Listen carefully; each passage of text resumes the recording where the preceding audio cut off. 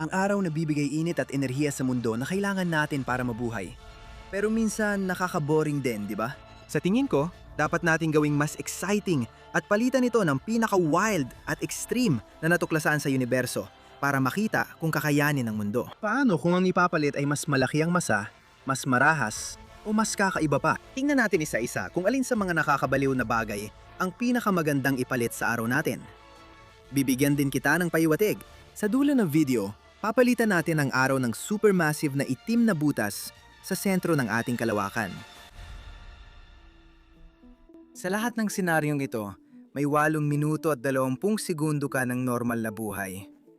Ganito katagal bago makarating ang liwanag ng araw sa mundo. Patuloy ang awit ng mga ibon. Asul pa rin ang langit at di mo alam na wala na pala ang araw. Pagkatapos, dumating ang unang photon mula sa bagong bagay. Nagbabago ang lahat. Dahan-dahan tayong magsimula. Isang puting duwende, partikular ang Sirius B, ang patay na kasama ng pinakamaliwanag na bituin sa ating kalangitan sa gabi. Ang buong masa ng araw ay pinigas sa bulang bahagyang mas maliit sa mundo. Kung sumalo ka ng isang dakot ng material na ito, para may hawak ang 3 elepanteng Aprikano. Ganon ito kasiksik. Sa distansya ng araw, ang Sirius B ay lumilitaw bilang isang matalim na bughaw puting tuldok. 100 at 20 beses na mas maliit kaysa sa araw, mas maliit pa kaysa sa kayang makita ng iyong hubad na mata. 400 na beses itong mas madilim kaysa araw, kaya't lulubog ang mundo sa permanenteng madilim na takip-silim. Ang langit ay magiging indigo, at sa unang beses sa kasaysayan ng tao, makikita ang Milky Way kahit sa araw. Ang puting duwende ay perpektong pinagmumula ng liwanag na parang tuldok, hindi isang disk na gaya ng araw. Bawat anino sa mundo ay nagiging sobrang talim. Parang talim ng kutsilyo ang linaw. Walang penumbra. Ang mga anino ng puno ay nagpapakita ng bawat dahon bilang malinaw na silweta. Buti na lang, ang puting duwende ang pinaka-relax sa listahang ito. Dahil mamaya sa video, ipapakita ko kung ano ang itsura kapag inilagay ang pinaka-nakakatakot na bituin sa universo sa posisyon ng araw. Sa Sirius B, ang equilibrium temperature ng mundo ay bababa sa humigit kumulang negatibong 100 at 72 antas Celsius. Ang mga karagatan ay nagyeyelo sa loob ng ilang linggo. Bumabagsak ang carbon dioxide mula sa atmosfera na parang nyebe, pero nabubuhay pa rin ang mga organismo. Patuloy na mabubuhay ng walang takdang hanggan ng mga komunidad sa malalim na karagatan sa paligid ng hydrothermal vents na pinapagana ng 47 terawatts ng geothermal na init ng mundo. Mundong yelo na may pusong tumitibok, pinapaliwanagan ng diamante sa madilim na langit. Hindi lang ito haka-haka. Kinumpirma ng JWST ang isang totoong planetang may nakakatakot na pangalan na umiikot sa isang puting duwende. 7 beses itong mas malaki kaysa sa bituing iniikutan. Ito ang pinakamalamig na exoplanet na direktang natuklasan, may temperaturang negatibong 87 antas Celsius. Totoo ang mga mundong umiikot sa puting duwende. Sige, panahon na para maging kakaiba tayo. Ang neutron star ay may 1.4 na solar masses sa isang bulang 20 kilometro ang lapad. Kung ang araw ay parang basketball, ang bagay na ito ay parang bakterya, pero mas mabigat kaysa basketball. Dito nagiging mas kakaiba ang lahat. Ang kabuuang liwanag nito ay mga 1/5 ng sa araw, pero halos lahat ng liwanag ay lumalabas bilang X-ray sa wavelength na 29 na nanometers. Mas madilim ito kaysa sa kabilugan ng buwan. Kaya makikita mo ang pinakamagandang gabi na punong-puno ng bituin sa buhay mo. Tahimik at payapa. Isang maputlang bughaw puting tuldok kung saan dating naroon ng araw. At ang Milky Way na umaabot mula sa isang abot tanaw hanggang sa kabila.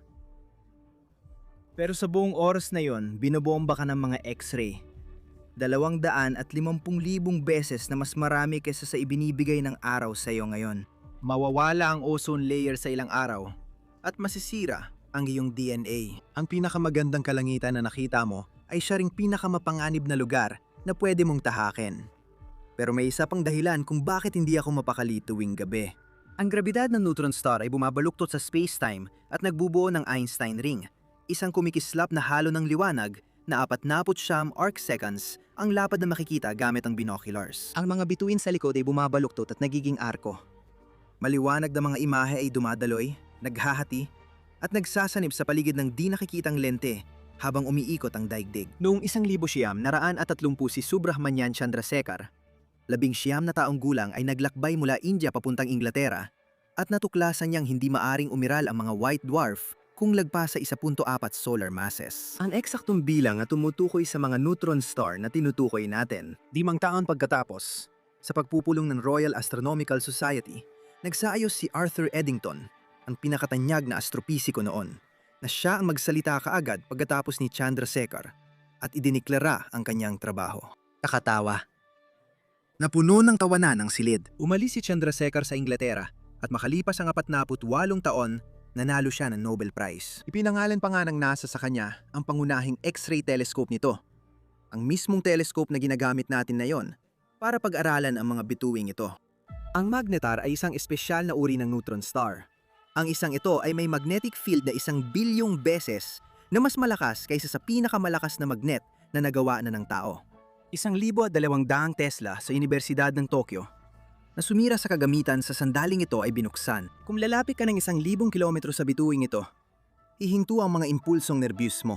Nagiging silindro ang mga atomo na 200 beses na mas makitid, kaya nagiging imposible ang kimika. Literal kang nagiging ulap ng magkakahiwalay na atomo dahil sa magnetic field na yan. Pero heto ang hindi inaasahan ng kahit sino. Kung ilalagay mo ito sa layo ng araw, bababa ang field sa 30 nanotesla.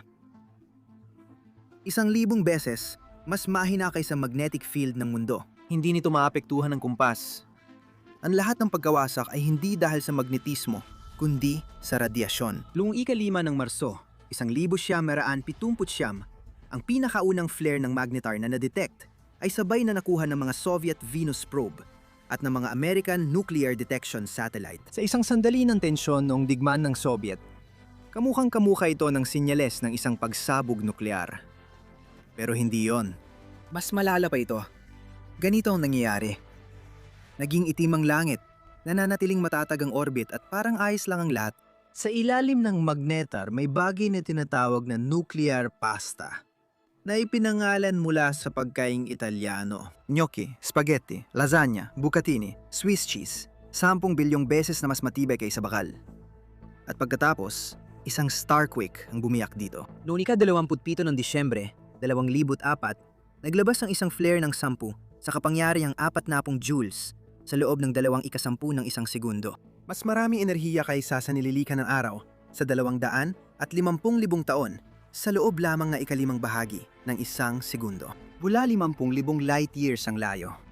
Inyonisa ng flare ang atmosfera ng daigdig at ginambala ang radyo sa buong mundo. Kung sa distansya ng araw nangyari ito, sakuna ang dulot. Mga 850 bilyong SAR bomba, ang pinakamalakas na nuclear na bomba na kailanman ay pinasabog, lahat sabay-sabay. Patay ka na bago makarating ang signal sa likod ng retina mo. Hindi nasusunog ang atmosfera. Literal itong nagiging singaw. Nakakakilabot na pero dapat pa nating taasan ang level. Gusto kong malaman kung anong mangyayari kung gawing Betelgeuse ang pulang supergiant ang araw. Ang radius ni Betelgeuse ay 764 na beses na mas malaki kaysa araw, nasa 3.55 Ayunyop lampas sa Mars hanggang asteroid belt. Kung ilalagay mo ito sa posisyon ng araw at ang Earth ay 1 AU ang layo, nasa 28% ito mula gitna hanggang ibabaw. Hindi na umiikot sa bituin. Nasa loob tayo ng isa, at ito ang katotohanang labis na ikinagulat ko. Ang bituin sa lalim na ito ay halos 10,000 beses na mas manipis kaysa sa hangin na nilalangap mo. Kung kukuha ka ng isang kahon ng bituin na 1 kubikong metro at timbangin ang laman nito, halos kasing bigat lang ito ng isang lamok. Nasa loob ka ng bituin na mas manipis pa sa atmosfera sa gilid ng kalawakan. Ang temperatura sa lalim ng daigdig ay mula 10,000 hanggang 50,000 Kelvin. Ang photon mean free path o distansya na lalakbay ng liwanag bago tumama sa bagay ay mga 300 kilometro lang. Kaya sa bawat direksyon, ang makikita mo lang ay isang di malagusang, maningning na hamog. Walang langit, bituin, araw, gabi, o abot tanaw. Walang hanggan at pantay-pantay lang ang liwanag. Hindi pula, na ikinagugulat ng lahat. Ang pulang kulay ng Betelgeuse ay dahil sa malamig nitong panlabas na ibabaw. Sa loob, sa lalim ng daigdig, ang plasma ay kumikislap ng bughaw puti. Walang kahit anong palatandaan. Napapalibutan ka ng mainit na bughaw na liwanag sa loob ng bituin na akala ng iba ay pula. Mawawala ang atmosfera sa ilang segundo at matutunaw ang ibabaw sa ilang minuto. Ganap na pagkawasak sa ilang araw o linggo. Sige, ngayon talagang matindi na ito. Palitan natin ang araw ng isang Wolf-Rayet na bituin dahil ang mga ito ay talagang nakakatakot. Ang WR-102 ay may 16 na beses na masa ng araw sa kalahati ng radius ng araw. Mas maliit yon sa araw, pero 500,000 beses na mas maliwanag. At may temperatura na 210 at 10,000 Kelvin sa ibabaw. Iyan ay 35 beses na mas mainit kaysa sa araw. Mga 709 na lang na Wolf-Rayet na bituin ang umiiral sa ating kalawakan. At nabubuhay lang sila ng ilang 100,000 taon bago sumabog. Isang bituin sa huling yugto ng buhay. Galit na galit. At ang sandata ay hangin. 5,000 kilometro bawat segundo. Katumbas ng 1.7% ng bilis ng liwanag. 5,000 ulit na mas mabilis sa bala, kaya nitong maglakbay mula New York hanggang Los Angeles sa wala pang 1 segundo. At heto pa, ang hangin na yan ay dinadala ang buong masa ng daigdig bawat 10 oras. Ang hangin dito ay 100,000,000 beses mas siksik kaysa solar wind sa layo ng daigdig. Ang magnetosphere ng mundo, ating panangga, ay bumabagsak hanggang 240 kilometro ang taas. Sa loob ng atmosfera, wala nang natitirang proteksyon. Hindi ko mapigil ang isipin kung ano talaga ang itsura nito. Ang matinding ultraviolet na liwanag ay nagdudulot ng pagkinang ng nitrogen at oxygen sa atmosfera. Ang kalangitan ay kumikislap na matingkad na ube at lila. At ang mismong hangin ng bituin ay sapat ang siksik para magliwanag. Ang daigdig ay umiikot sa loob ng isang nakikitang, maningning na asul-berdeng nebula. Makikita mo ang pagdaan ng hangin sa hubad na mata. May isip po bang manirahan sa mundong ito? Ang nawala sa Mars dahil sa banayad na solar wind sa daan-daang milyong taon, nagagawa ng hangin ng Wolf-Rayet sa daigdig sa ilang minuto lang. Ang ating karaniwang temperatura ay nagiging 59,000 Kelvin. Ang bato ay hindi natutunaw. Ito ay nagiging plasma sa loob lamang ng ilang segundo. Ngayon sa wakas, doon naman tayo sa pinakamalaki at literal kung ibig sabihin yon, 4,000,000 beses ng masa ng araw. Ang napakalaking itim na butas sa gitna ng ating kalawakan ay nilagay sa posisyon ng araw. Ganito kalaki yon at magsisimulang umikot ng mabilis ang daigdig, paikot sa itim na butas kada 4.4 na oras. 430 kilometro bawat segundo ito. Dahil sa bilis at distansya ng pag-ikot, umaabot sa 4% ang time dilation. Ibig sabihin, bawat oras sa daigdig, 57 minuto at 36 na segundo lang ang makikita ng nanonood mula sa malayo. Mas mabagal talaga ang iyong orasan. Ang liwanag mula sa daigdig ay blue-shifted kapag pinagmamasdan mula sa labas. Namumuhay ka sa nasusukat na naibang daloy ng oras kumpara sa natitirang bahagi ng universo. At naapektuhan ito ang mga compound. Sa 1 taon sa orbit na ito, mahuhuli ka ng 2 linggo kumpara sa malalayang tagamasid. 2 linggo ng buhay na di naranasan ng iba sa sansinukob. Samantala, ang tidal acceleration sa 0.2 G ay nagdudulot ng tuloy-tuloy na lindol na magnitude 9 pataas. May mga pagtaas-baba ng tubig na umaabot sa kilometro, ang sukat na binabago ang lupa bawat 4.4 na oras. Hindi kailanman payapang ibabaw, pero ang langit. Kaya ako ginawa ang video na ito. Isang perpektong itim na kawalan, kasakop ang 23 degree. Katumbas ito ng 47 magkakatabing kabilugan ng buwan at napapalibutan ng makinang na Einstein ring ng nalihis na liwanag ng mga bituin. Walang mga bituin na lumilitaw sa likod nito. Umiikot, humahaba at nahahati ang mga ito sa gilid ng anino habang umiikot ang daigdig sa daan-daang kilometro bawat segundo. Kapag may bumabagsak na material, magkakaroon ng accretion disk. Ang liwanag mula sa kabila ay yumuyuko sa itaas at ibaba ng anino. Ang papalapit na bahagi ay kumikislap ng bughaw puti, habang ang papalayong bahagi ay nagiging malalim na pula. Literal na gargantua mula sa interstellar, pero sumasakop sa napakalawak na bahagi ng totoong langit mo. Noong 1979, isang Pranses na astropisiko na si Jean-Pierre Luminet ang gumamit ng IBM mainframe gamit ang punch cards para maglagay ng mga equation. Iginuhit niya ng kamay ang resulta sa India Ink.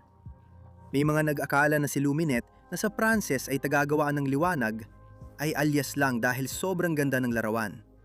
Ngunit hindi yon totoo. Matapos ang 40 taon, nakuhanan ng Event Horizon Telescope ng larawan ng itim na butas ng M87 na kapareho ng guhit ni Luminet. Kung mas malaki pa ang itim na butas natin gaya ng iba, siguradong nasa loob na ang mundo. Ton 618, 66 na bilyong solar masses, may event horizon na 1,300 AU. Lulunukin ng buo ang solar system. Ang katawan ng tao sa horizon ay magva-vaporize sa 300 nanosegundo. Ang universo ay lumikha ng mga bagay.